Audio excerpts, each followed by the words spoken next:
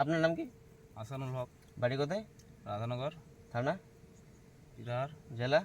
উত্তর দিনাজপুর। উত্তর দিনাজপুর। আচ্ছা, এই যে করলাটা আপনি চাষ করেছেন? হ্যাঁ, আমি চাষ করি। এটা মোটামুটি চাষ করা কতদিন হলো? 50 দিন। 50 দিন। 50 দিন। এটা কি কোম্পানি?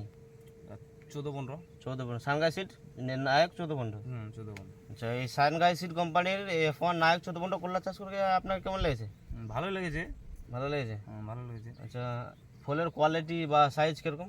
সাইজ ভালোই, কোয়ালিটি ভালো, সাইজ ভালো। এর আগে কি আপনি অন্যান্য কোম্পানির করলা চাষ করেছেন আবার? অন্য করেছি।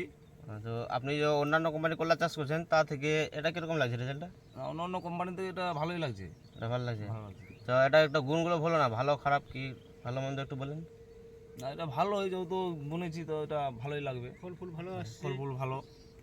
আচ্ছা, যেন চাষিগুলো বুনতে পারে। এর আগে আপনি অন্যান্য কোম্পানির করলা চাষ করছেন, ওটা থেকে এটা ফলন বা ফলনের কোয়ালিটি সাইজ অনেক অনেক অনেক অনেক ভালো। অন্য করলা থেকে এই 14-15 করলাটা অনেক সাইজ ভালো, ভালো আর ফলনও ভালো। ভালো। আচ্ছা, এই যে গাছে কোনো রোগ বিরোগ আছে বা? না, রোগ বের না। অন্য গাছ থেকে 13-15 থেকে এই তোর কিভাবে ভালো, রোগ নাই। রোগ নেই। আচ্ছা, আপনি বলতে চান যে সব রকম কোয়ালিটি সব রকমই ভালো দেখতে পাচ্ছেন, আর ফলের কোয়ালিটি সাইজ গাছে কোনো রোগ বিরোগ নেই, এটাই বলতে চাইছেন তো?